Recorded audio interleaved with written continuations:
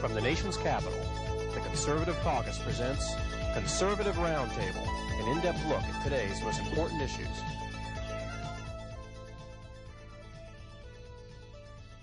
Welcome to Conservative Roundtable. I'm Howard Phillips, chairman of the Conservative Caucus, which sponsors this broadcast.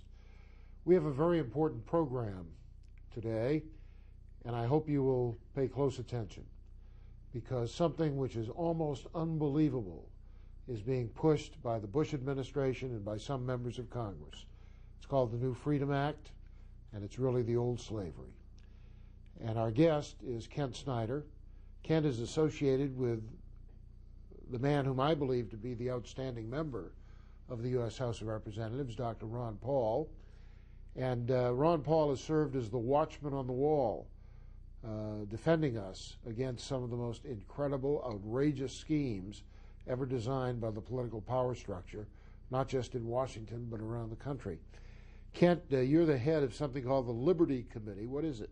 It's an organization that Congressman Paul started about 5 years ago, and Dr. Paul wanted to give citizens an opportunity to get information from Washington and make sure that they had the opportunity to get involved in the legislative process in Washington. So it's a lobbying group, and that's what we do, is we provide information to people around the country and give them means to participate.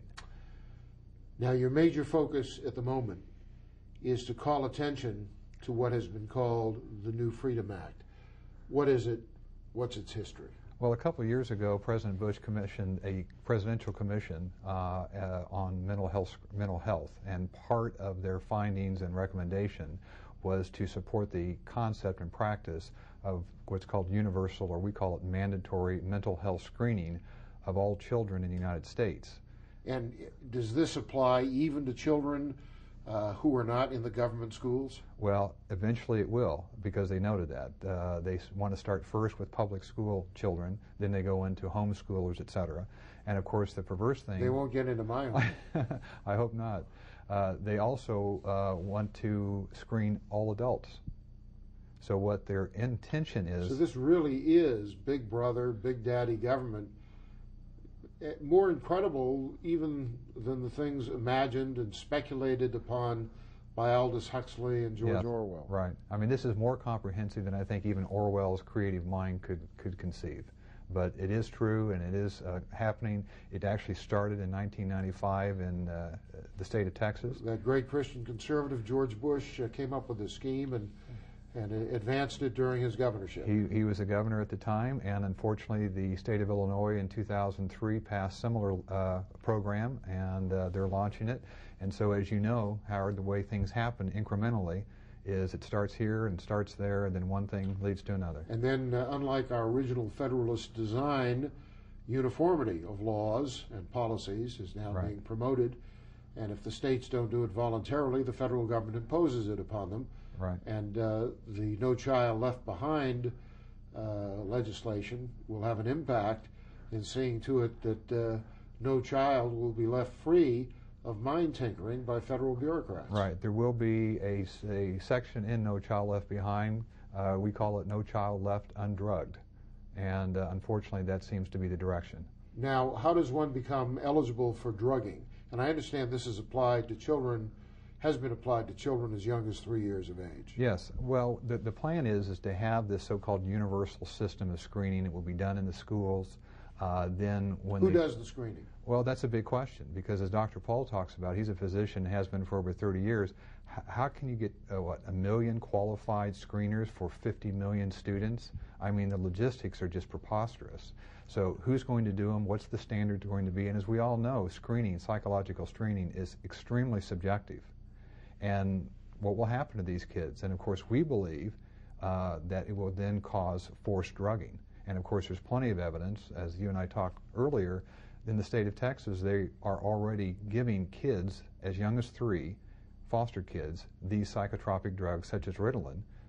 So they're already doing it in a state-sponsored foster program, so why won't they do it then in state schools? Well, foster children don't have their natural parents to defend them. But what if a natural parent said, I don't want this. I don't want my child to be exposed to this. I don't want strangers playing with my child's mind. I don't want them invading our family's privacy. If they object, what can they do? Well, the problem is that this is going to be, the way it's worded and promoted, this is going to be mandatory. And of course, there's already some states that have taken parents to court and won for child abuse or neglect for those parents who have refused either testing or specifically forced drugging. And of course, if that happens in a couple of states, the feds will probably do the same. So it is, as you mentioned, unbelievable, but it is very true. Is this under the Department of Education or the Department of Health and Human Services? It would be under HHS, Health and Human Services. And when did this first become a federal issue? Well, just recently when the commission, the Presidential Commission, released their report, and to the good work of Dr. Karen Ephraim of EdWatch, brought it to our attention, brought it to Dr. Paul's attention, but it started again in '95 and 2003 with Illinois, so it's been on the planning stages for a while. Now, this commission, was this the sole scope of activity for the commission? No. What else did they do? Well, their actual title is the New Freedom Commission on Mental Health, and you can just well imagine what that is. In fact, where in the Constitution does the federal government receive the authority to involve itself in questions of quote-unquote mental health? Well, it's interesting you asked that, because just before coming over to do this program, I looked and read the executive order that President Bush signed in 2002 to commission this new commission and to talk about and investigate and give recommendations on this whole subject. And it's always interesting, as you're familiar with executive orders, it always states, by the powers invested in me by the Constitution of the United States, I hereby declare X, Y, and Z. The unnamed powers. Of course. And I'd like to get a copy of that if you'd be kind. Sure. And it's, when you read just the executive order which started it and the scope. Of course, the President has no authority to legislate. He's in Article 2. Right. My memory of the Constitution is that Article 1 creates a Congress in charge of legislating. Why does George Bush think he's got this authority to legislate by executive order? He's like most presidents. I guess they'll use. Bill Clinton did that too. They'll use, did many others. They'll use as much power as they can get away with and put it in nice words, and people say okay, and they go along with it. Of course, we're saying it's not okay. Well, when Dr. Paul, Congressman Paul, found out about this, he must have been amazed and shocked and disturbed. What did he do then? Well, what he's trying to do is trying to withhold funding. Of course, as you know, Congress has the power of the purse to withhold funding for implementation of this program.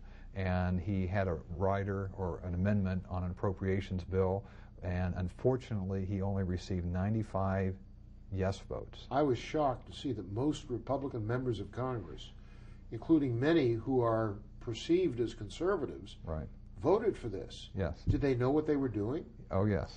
They know, because we worked very hard. Dr. Paul's staff worked very hard to make sure people knew about it.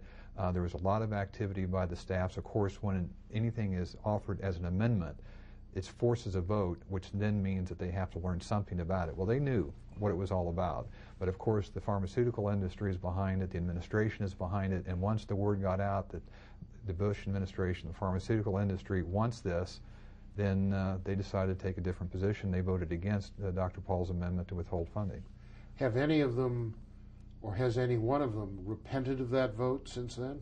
Not that I know of. Dr. Paul recently issued a letter to Chairman Regula of the Subcommittee on Appropriations asking him to help and add language to the conference report or the omnibus bill to withhold funding.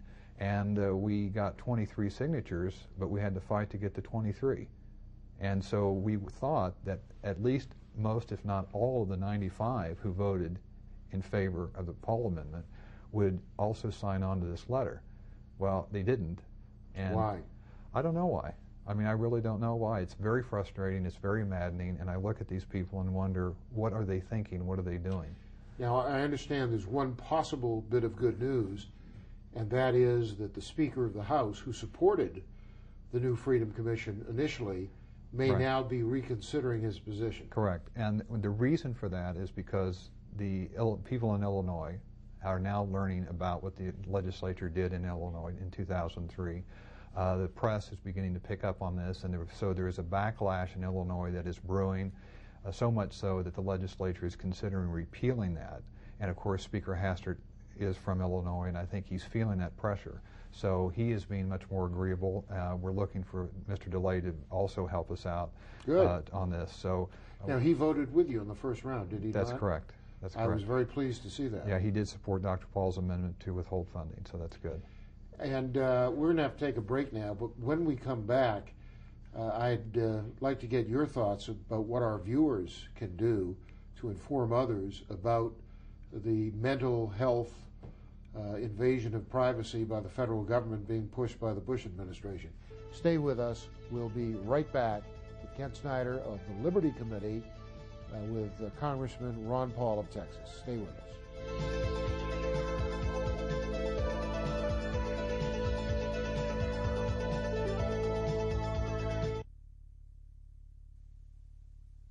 There are many conservative organizations, but the Conservative Caucus is unique in that our standard for evaluating public policy is the Constitution of the United States. Our goal is to advocate policies which conform to what the Constitution stipulates and to oppose those which undermine the Constitution. It's clear that the federal government has only those powers which are provided in the Constitution, which were initially delegated by the states to the federal government or which were subsequently added by amendment. If we adhered to that principle, your taxes would be lower and your liberties would be more secure. The Conservative Caucus, www.conservativeusa.org or 703-938-9626.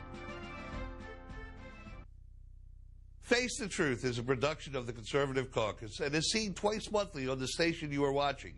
We will be interviewing the movers and shakers of the pro-life movement.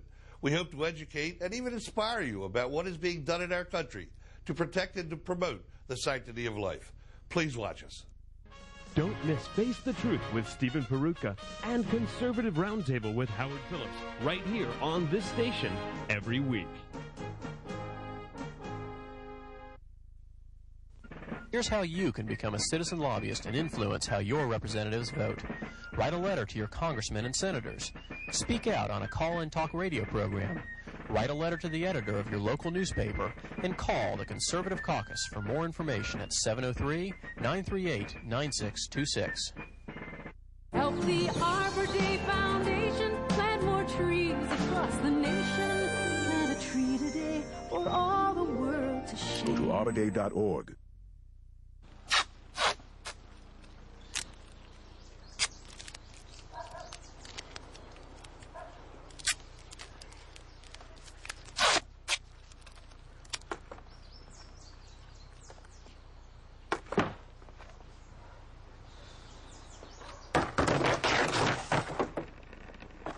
There is a better way to have fun with history. Visit americaslibrary.gov. Log on, play around, learn something. Come on, you're going to tell me that buying one imported towel is going to cost someone their job? Ever tried shopping for clothes with a 4-year-old? I can't be looking for where the stuff is made. Since 1980, nearly 500,000 Americans who make apparel and home fashions have lost their jobs, even though the quality of our products is second to none, which makes you wonder if it's foreign competition that's hurting us. So the shirt's imported. Who's it gonna hurt? Or if it's us that's hurting us. Buy American, and Americans work.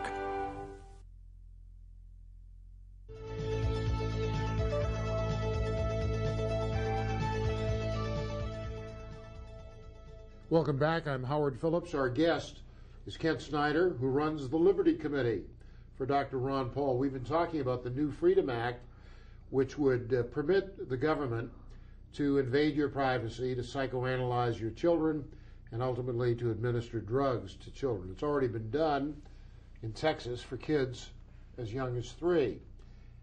And Congress is by the time you see this program, Congress may have taken action, and they've been considering somewhere between $20 and $40 million to fund this. And once any money is funded, what happens? Well, it starts a program, as you know, that probably won't stop. And so what we're trying to do is stop getting the nose under the tent. But when the government starts dealing out money like $20 million or $10 million or $40 million, People start getting hired, and people's livelihoods become a part of it or dependent upon it.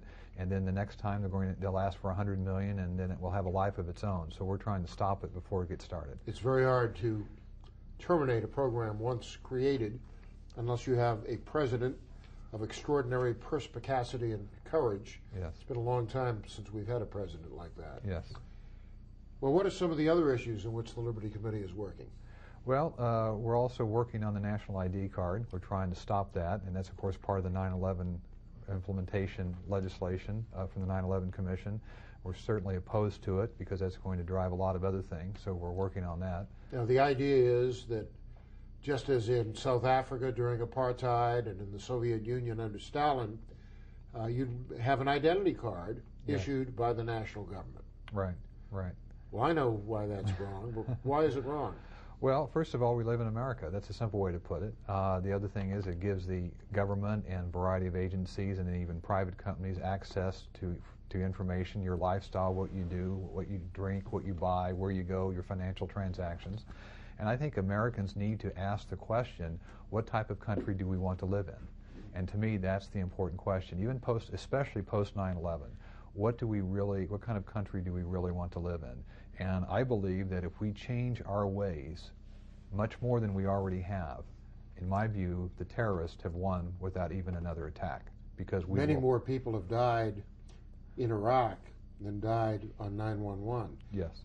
As we broadcast this show, it's just under, or tape it, just under 1,800 dead American soldiers, about a score, 20,000, whose lives have been ruined by physical and mental damage. Johns Hopkins said that there were 100,000 Iraqi civilians who lost their lives in the context of America's assault on Iraq, a country which has never been as dangerous to our security as North Korea, Communist Cuba, Communist China, and other countries, far more dangerous. But as in so many other cases, our policies seem to be driven by oil and other related factors. One of the issues on which you're working, in addition to the opposing the national ID card, is the debt limit. And again, by the time we air this program, Congress will probably have raised the so-called debt limit by about $800 billion, which means that's how much additional spending they anticipate. Tell us about the process on the debt limit, what it's all about. Well, there is a limit on the debt as far as how much money the federal government can borrow, and they do all sorts of crazy accounting to try to hide a lot of expenses, as you know. But sooner or later it catches up, and the Secretary of the Treasury by law has to say we can't borrow any more money.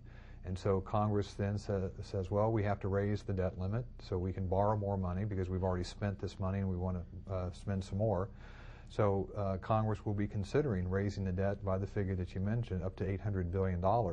Right now the national debt is, what, 7.5 or 7.6 trillion. And climbing. And climbing. And so we're trying to stop that as well. It's grown by, I think, a couple of trillion under George Bush. Right. And, of course, a lot of people think that a large percentage of this increased spending has to do with national security, the so-called war on terror, and that's not true. It's bourgeois. Right. It's just a very small fraction of the increased spending. It's all lumped together, as you know, and then the money goes up. So, unfortunately, a lot of middle income to lower income people are going to be hurt by it. The purchasing power of their money is going to be decreased. And people need to understand that the debtor is always the slave to the lender. Mm-hmm. And we've seen changes in our foreign policy. We have a much more pro-communist policy than we did in respect to communist China. Colin Powell, when few people noticed it, it was on the weekend before the election, announced that we've changed our policy and we now think that the free Chinese should be subject to the communist Chinese. Congress never voted on it. This was a sneak attack on 20 million free people. And the red Chinese control 20 or 30% of our debt. 71% of our debt is foreign owned. And the debtor is slave to the lender. Right. And they can exert leverage on our economic policies and our foreign policy George Bush in the election won votes by claiming to be a tax cutter, but in fact, he's actually raised taxes by reducing the value of the dollar. The dollar in 2001, and this is before George Bush came in, was worth 2 cents of the dollar in 1902. Okay. If the 1902 dollar was 100 cents, the 2001 dollar was 2 cents. And that's really a tax increase if you hold the same number of dollars, but they buy less and less every year. The value of the dollar is diminishing under George Bush because of the profligate economic policies of the administration. The euro, for example, has gained enormously against the dollar. This is roughly correct. In the last 18 months, the euro has reduced the value of the dollar to the point where it cost $1.40 to get 1 euro. Right. And that means if you had purchased euros 18 months ago with $10,000, today you would have made a $4,000 profit with $14,000 worth of euros. There are some people who say that one of the reasons for the invasion of Iraq was that Saddam Hussein was threatening to change the unit of currency with respect to oil purchase and sale from the dollar to the euro.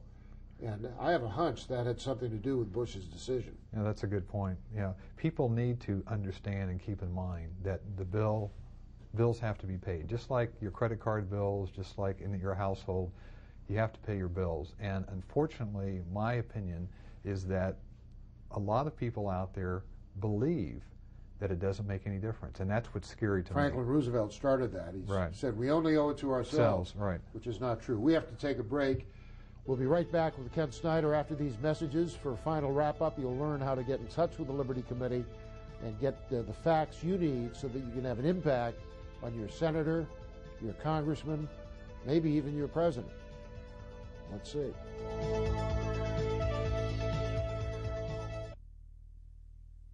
Face the Truth is a production of the Conservative Caucus and is seen twice monthly on the station you are watching. We will be interviewing the movers and shakers of the pro-life movement. We hope to educate and even inspire you about what is being done in our country to protect and to promote the sanctity of life. Please watch us. Don't miss Face the Truth with Stephen Peruka and Conservative Roundtable with Howard Phillips right here on this station every week. The very first clause in the Constitution, Article 1, Section 1, immediately following the preamble, asserts that all legislative powers herein granted shall be vested in a Congress of the United States consisting of a Senate and a House of Representatives. All legislative powers, that means you cannot give other entities the power to legislate, not the United Nations or the World Bank or the International Monetary Fund or the federal judiciary or regulatory agencies or federally funded private organizations. If you're going to stick to the Constitution, only the Congress can make policy, and the Conservative Caucus works to assure that Congress will more nearly conform to the Constitution. The Conservative Caucus, www.conservativeusa.org, 703-938-9626. More than the entire population of Cincinnati. More than all the men and women in the Marine Corps. More than 4 times the number of unemployed auto workers. Since 1980, over 500,000 Americans who make clothing and home fashions have lost their jobs because we don't realize the impact of buying imported goods. So if you think looking for the Made in the USA label doesn't matter, Next! It matters. Being alive today has special meaning for both of us. There have been times when I almost didn't make it. But the one time I had the most to lose was before I was even born. My mom was young, single, no money. I'm sure it wasn't easy for her to give me a chance. But today, I know she'd be very proud that her decision saved more than one life.